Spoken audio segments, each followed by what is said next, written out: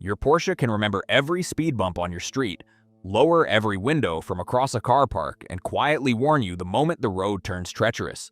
Porsche engineers buried an extraordinary amount of genuinely brilliant technology into these cars and then handed you the keys without mentioning most of it.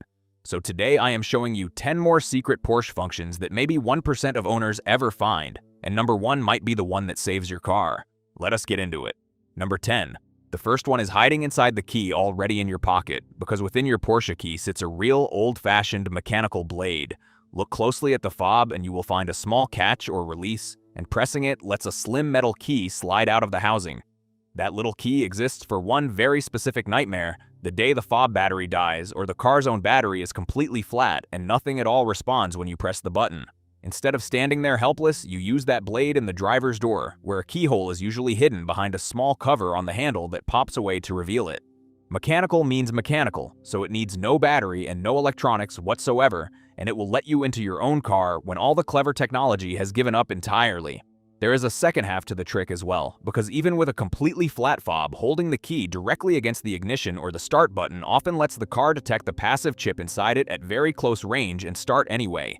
Between those two things, a dead key stops being a disaster and becomes a minor inconvenience.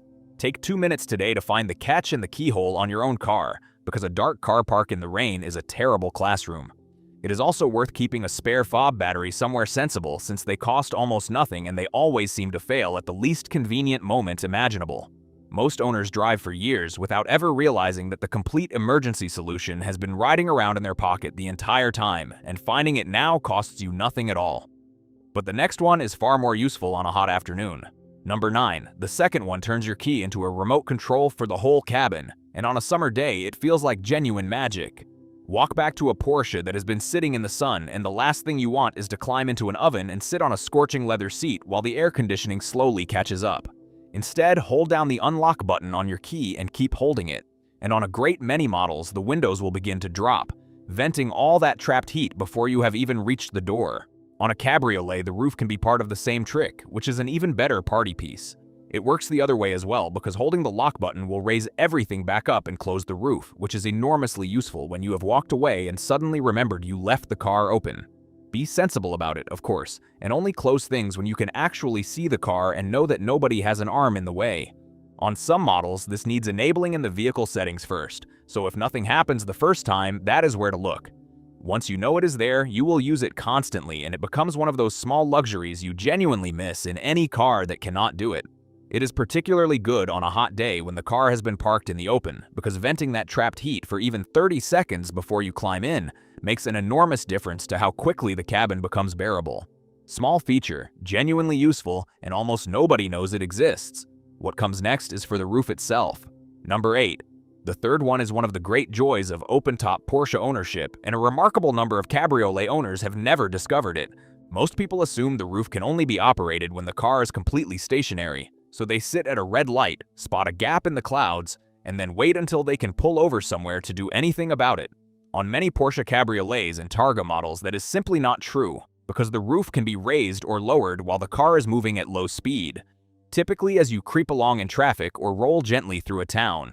That means the sun appears, you pull the switch, and by the time the lights change, the roof is already stowed and you are enjoying it. It is one of those features that completely changes how often you actually use the roof, because the barrier to dropping it disappears entirely. Check your handbook for the exact speed limit that applies to your model, because it varies, and never try to force it beyond that. Learn it once and you will find yourself driving open far more often, and that is really the whole point of owning a car like this. So many cabriolet owners end up leaving the roof up simply because putting it down felt like a production, and this removes that excuse entirely. If the sun comes out while you are crawling through town, you no longer have to plan anything or pull over. You simply pull the switch and let the car do the rest while you keep moving. Up next, the button that unlocks the noise. Number 7. The fourth one is the button that changes the entire character of your Porsche, and it is the sports exhaust.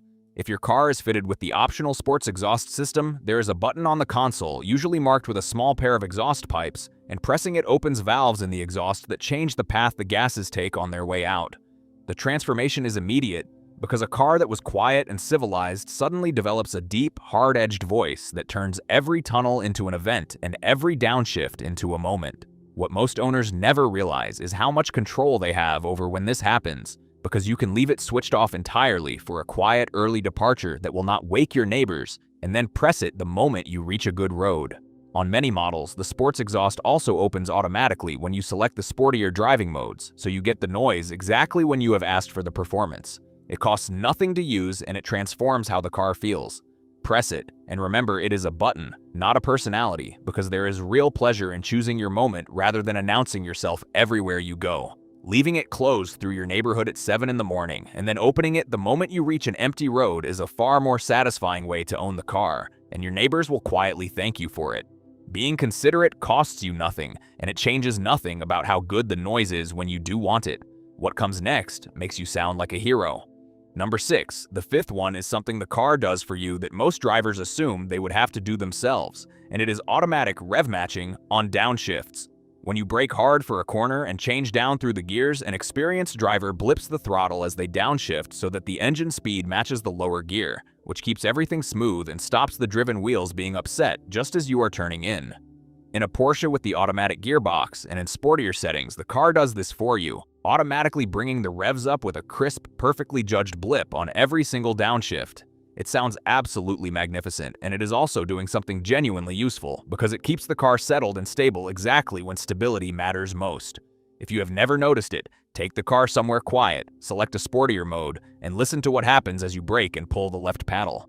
Some manual models offer their own version of this too, so it is well worth finding out whether yours does.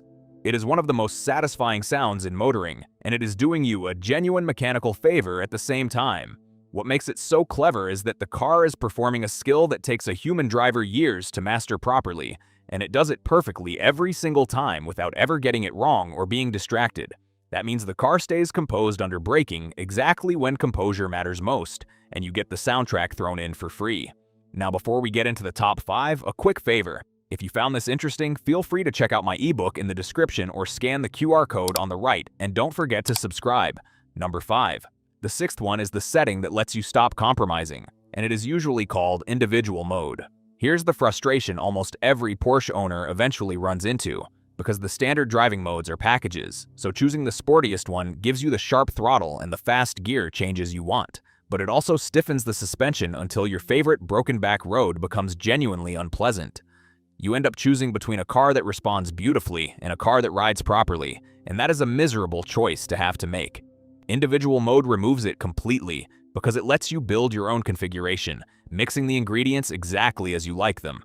You can have the aggressive engine and gearbox settings paired with the softer, more comfortable damper setting, and you can add the sports exhaust to it if you want the noise, and then simply save the whole thing. Most owners never touch this because it lives a menu deeper than they ever go, and so they spend years driving somebody else's idea of what they should want. Spend 20 minutes with it one evening and build your perfect car, because the difference between a Porsche set up the way somebody in a factory guessed you might like it and a Porsche set up exactly the way you want it is genuinely enormous. Once you have saved your configuration, you can call it up with a single twist of the dial or a single press, so the perfect setup is always one movement away. It costs you nothing, it takes one evening, and it improves every drive you take from that point onward. Up next, 20 seconds of pure attack. Number 4. The seventh one is genuinely brilliant, and it exists on cars fitted with the Sport Chrono package, where you will find a small dial on the steering wheel with a button in the middle of it. That little button is Sport Response, and pressing it does something wonderfully specific because it primes the entire car for maximum attack for a short burst of roughly 20 seconds, sharpening the throttle, holding the gears, and preparing the engine and gearbox to deliver everything they have. A countdown appears on the display so you can see exactly how long you have left. Why does that matter?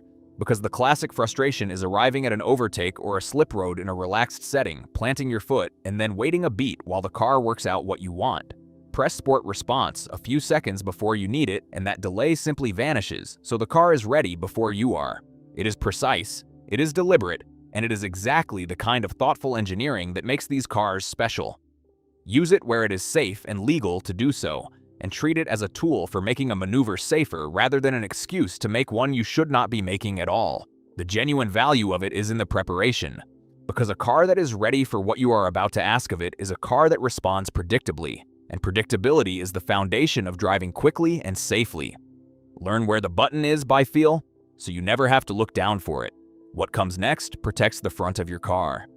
Number 3, the 8th one is the feature that quietly saves your bodywork, and it is the front axle lift. Anybody who has driven a low car knows the sound, that horrible scraping crunch as the nose meets a steep driveway, a car park ramp, or a speed bump, and it is a sound that costs money and hurts your soul.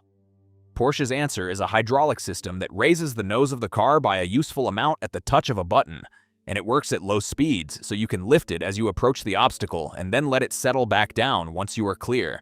That alone is worth having, but the truly clever part is what came next, because on many modern Porsches the system can remember where you needed it. Using the car's satellite navigation, it stores the location of that awkward driveway or that ramp, and the next time you approach that exact spot, the car raises the nose for you automatically before you have even thought about it. Set it up at every place you scrape, and your car will simply take care of it forever afterwards, which is quietly one of the most delightful things any car has ever done for its owner.